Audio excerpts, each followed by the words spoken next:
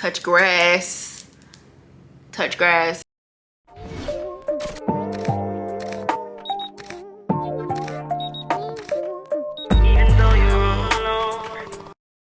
What's good, y'all, and welcome back to my channel. My name is Taylor. I enjoy all things beauty, fashion, lifestyle, and creativity in general. And if you feel like that resonates with you, this is the perfect place. This video in particular is actually going to be about 5 hobbies that I feel like helped rewire my brain and kind of re-spark and regenerate some creativity that I feel like I've been missing. And I am and have become a huge hobby person. I'm very much a person that I will try anything once, and if it don't feel right, then I'm not gonna do it anymore. But these 5 hobbies in particular, I feel like over the past 6 months to a year plus, they have stuck. Even if I don't do them every single day or every week or every month, there's something that I always come back to. Based on how I've been feeling, I think you'll kind of feel a bit of a regeneration or a little bit newfound inspiration. So yeah, if you guys want to hear about my 5 hobbies that I really have been enjoying lately, keep on watching. So number 1 for me is hot Pilates. I think having something physical that you really do enjoy doing is key, especially because I think in general, and I don't know the science behind this, but when it comes to working out, you release certain like endorphins and hormones that do help your mental, give you mental clarity. And at least from a focus perspective, you really, especially in a 90-degree infrared sauna room where you're flipping and dipping and doing all this other crazy stuff in Pilates, like you only have the time and energy to be able to focus on what's on your mat, what is right in front of you. And I think that goes back to the concept of presence. Like all 5 of these hobbies really do prioritize being present in your body and not being present in your mind, and not focusing on whatever is going on around you. And to be honest, you can make it a competition. You can make it a competition between you and the person on your row. You can make it a competition between you and yourself from the last time that you came here, and see how much longer you can last on the mat than you did it last time, or in a certain move. Like I really prioritize focusing on myself, like especially because in Atlanta, I will say the fitness scene does a great job of like curating a space. Like the Pilates studio that I go to, the room is dark, the lights change, the music is like 10 out of 10. They'll have a little trap, they'll have a little R&B, maybe a little like pop situation, but the music is like always 10 out of 10. So I'm like literally in the music, like in the mirror, like looking at myself like, yeah, I'm a bad bitch. I don't know, it just makes me feel so good, especially when I know that I've given like everything that day. Like if everything was me getting halfway through the class and being like, I need a second, that's okay. Like I know that every time I go to hot Pilates, I give my all, and that's the only thing I have time to focus on. Like I don't have time to focus on like what I'm not doing, what I'm missing out on. And I really do enjoy it. If you've never tried a hot Pilates class, I 1000% say you should try it at least once. And even if hot Pilates is not your thing, like finding something that you truly enjoy. I know a lot of people that have been enjoying running. There are 1,000,001 run clubs in Atlanta. Join a run club, start walking, start a walking club, go to a walking club, go to LeGray, go to Solid Core. There are so many ways that you can be active, and that can help you really lock in on yourself for 45 minutes, for an hour, and you will thank yourself, and your mind will thank you as well, and you'll feel so accomplished. So yeah, number 1 is hot Pilates. Okay, number two is fiction reading. Now I will say the first fiction book that I read this year was Before I Let Go. I'm actually looking at it right now on my credenza. Before I Let Go by Kennedy Ryan.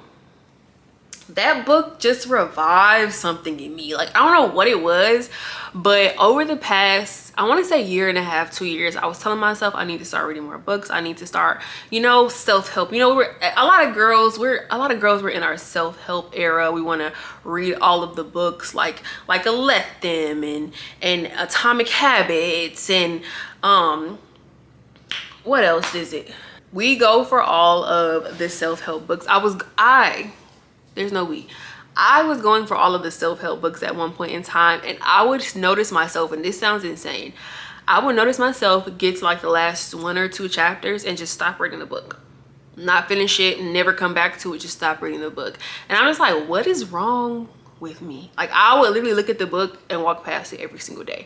And that happened with multiple books. Like I would be like, okay, maybe that book isn't good, let me try this book. All of them are self-help books for months. And I remember one of my friends mentioned this one book by Tia Williams. That one was also really good, 7 Days in June. And then she also mentioned Before I Let Go by Candy Ryan, and I bought both of them, and they sat on my shelf for a long time, the same way I walked past all of my other books that I had read damn near to the end and did not finish. And I was like, you know what, let's just read 7 Days in June. I finished that, I want to say maybe like a week and a half in December. Girl, I started Before I Let Go, I finished that book in a week. And Candy Ryan books are not thin, but when I read Before I Let Go at the top of this year, I was just like, wow, like I was gripping onto the book. Anytime I ever had to do anything other than sit down and read my book, I was irritated. Like I wanted to just sit on my couch, sit on my balcony and read my book. Like I was just so locked in on these characters, and I just felt so connected to them, and I felt almost like transcended out of my day-to-day reality. I'm not thinking about work, I'm not thinking about social media, I'm not thinking about everything that's going on in life right now. I'm thinking about this book and what's about to happen between the character. I can't even think of their names right now, but what's happening between the characters. And I think that is the beauty of fiction books. And I think since I haven't read a fiction book in like I don't even know how long, it made me feel like a kid. So I would 1000% say fiction reading has been something that I have tapped into in no other way that I ever have before. I read, what am I on? I'm on my 4th fiction book of the year, and I'm about to be on my 5th. I'm supposed to be reading, I'll put the book here. It's like a classic Black book, but I can't think of the name of it. But right now we're reading the last book in the Skyland series by Candy Ryan. Can't get enough. Loving this book so far, and hopefully by the time I post another video, she's done. But yeah, fiction reading, 10s. Give her 10s. Okay, the third thing is using my record player. Now, I bought a record player almost like 2 years ago, but I feel like I haven't started using it consistently until I want to say maybe last year, end of last year. Now I have a decent amount of records. I want to get a lot more, but I think the beauty about listening to my record player is that I'll throw it on, I'll find an album that I really listen to. Lately it has been Hotels, and what else, I've been listening to the Best of Sade. I have a Sade album here as well. The best part about listening to a record player, it's like you're not thinking about what plays next. You just have to listen. You just have to listen, you have to be present, you have to do whatever you're doing while you're listening. I'm not thinking about curating this playlist and what's gonna play next, and oh, I want to skip this song because I'm not feeling it. Like, you just gotta listen through it. You gotta fight through it. Even if you don't like that one little song, that one little interlude, you gotta listen to it. And I think that goes back to like not controlling the situations. Like, control the controllables. This is something that I say all the time. Me and my sister say it all the time. Control the controllables. Listen, take what you need, and remove the rest. Like, I love throwing on a record and making a matcha or like cleaning up my kitchen. It kind of helps me get through some of those like more mundane tasks that if I had my phone and I was trying to curate the playlist, I wouldn't have got them done as quickly. Using my record player helps me get off of my phone. I am tied to my phone. If I was to show y'all how often I am on my phone and my usage, y'all would be like, that's ridiculous. But I think all of these activities, once again, keep me from being stuck to my phone. Like, if I'm curating a playlist, I'm not focused on the task at hand. But when I throw on a record, I find the record that I want to play, flip it, and keep it playing. It's just like, I don't know, it just feels so nostalgic. Although I wasn't around when like records were playing, but it was like a CD. It made me think about like when I used to have like a little mini CD player. I gotta listen to all them songs. Sometimes you can skip, but you don't want to scratch your CD up. So yeah, it keeps me off my phone. It helps me get through more like mundane tasks a lot quicker, and once again, keeps me present. Okay, so the fourth one is one that I actually got into more recently, and it is junk journaling. I call it junk journaling, but it's like a mix of junk journaling and scrapbooking. So I fell in love with junk journaling. There were a couple of creators, I'll put them on the screen, that I found on TikTok, and I was like, wow, what the freak is this? Like, I'm not a huge writer, and this video might feel a little rambly because I'm actually not the best with words, but I am the best with visuals, and I love being able to visually create memories. That's also why I love Polaroid cameras and like taking pictures of things. It just helps me be able to recollect things. I love, like, do y'all ever hear a song and it makes you think about the first time you heard that song, or like hearing that song with a person? It kind of feels like that with my junk journal. Like whenever I'm making a page or even going back through my junk journal, it helps me recollect the space that I was in. And I don't know, it creates like a sense of like memory on paper, but it also gives me like a certain like happy feeling on the inside.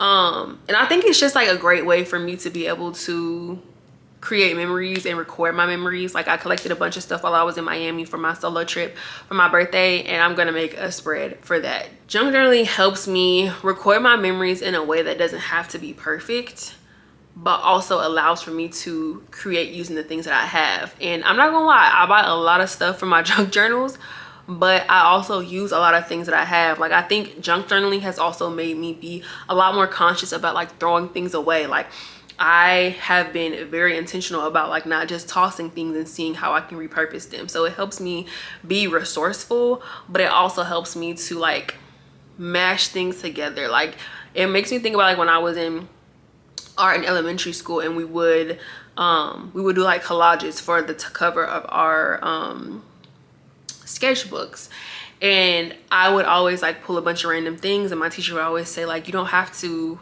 have new things to create something great. One of the biggest through lines for junk journaling is that like, of course I definitely post junk journal content. I enjoy sharing my junk journal spreads, but like at the end of the day, junk journaling is me creating for myself and me knowing that I like this and that I enjoy these memories and that I enjoy commemorating these things versus like creating for other people. And I think me creating for myself first also helps me realize that whether people like what I create or whether they don't, it's not about that.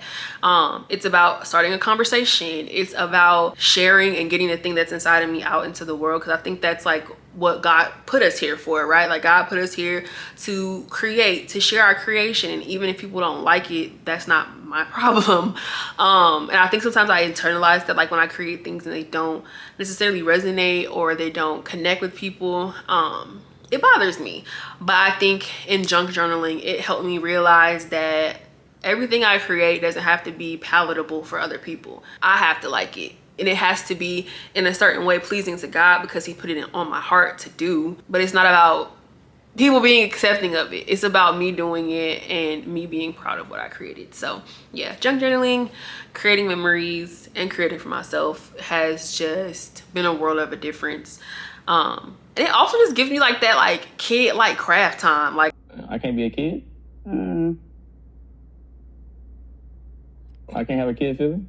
Sure. I just want to just pull out all of these paper and all of these beads and all of these stickers and stuff, and I just want to have a little craft time. It's my craft hour. It's art class. I just want to have art class with myself. So yeah, that's number 4, junk journaling. Okay y'all, and hobby number 5 is creating floral arrangements. Now I want to say about a year ago is actually when I started creating floral arrangements, and I normally only did them for myself, but then my mom's birthday was coming around, so I decided to make her a bouquet. I made a couple of my friends bouquets for their birthday, and I think not junk journaling, we passed that, girl. Floral arrangements also make me think about color theory. Like color theory is such a huge thing, and there are so many different like color combinations and ways that colors work together and can also work against each other that I think about when I create floral arrangements. And there's also so many like different textures and levels that you play around with floral arrangements. So I think that's the part that I really do enjoy about it. Like there have been floral arrangements that I am obsessed with that I've created, and others that I wasn't as big of a fan of because I mixed too many textures, I used too many of the same colors, or I didn't use as many complementary colors. So I think it helps me like test my, I guess, like color knowledge and texture knowledge and what works and what doesn't. And I also think adding flowers to a space, it just transforms that space. It takes it to another level, and it also adds like fresh air, brings like good fresh energy into that space. And I think having flowers in your home really does make a hell of a difference in how that space feels, how that space looks. So I don't know, sometimes for me it's inspiring to have something that I created sitting in the middle of my kitchen island every time I walk through. So yeah, I love floral arrangements. There's nothing really bad that I can say about it, and I feel like I just play around with it more and more the more like I do them for other people and I do them for myself. So yeah, number 5 is floral arrangements. So yeah, those were all of the hobbies that I wanted to discuss in this video. Hot Pilates, junk journaling, using my record player, fiction reading, and then I just talked about it. Floral arrangements. Floral arrangements. And mind you, these are not my only 5 hobbies. I feel like I do a bunch of other stuff as well. But having hobbies is essential because when you're focused on what's going on in your life, the things that you enjoy, finding things that you enjoy, because at the end of the day, the first few hobbies that you try are not always going to be the ones that stick, but continuing to find things that you enjoy will really help you focus on what's going on in your life versus focusing on what's going on in other people's lives. So yeah, those are 5 that I really enjoy, and they're physical, they're mental, they're tactile, things that make me like touch things, touch grass, and keep me off my phone. I think that is really the through line. Getting off of my phone, stopping scrolling on TikTok. Even though I love scrolling on TikTok, I'm gonna still do it.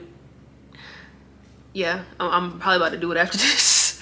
But it keeps me from doing it all day every day, and it also just helps me being present. I think that's one of my biggest issues, is like sometimes like being too much in my head and not physically being present in person.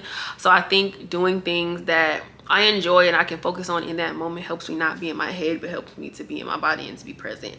So if you guys have any suggestions on hobbies that I should try, and if you guys end up trying any of these hobbies in these videos, let me know if you like it. Hopefully I didn't ramble too much, because like I said, I am more of a visual person. I'm not a huge words person, but I'm trying to be, because I really do enjoy making videos and creating content. So yeah, if you guys enjoyed this video, like, comment, and subscribe, and I'll see y'all in the next one. Bye.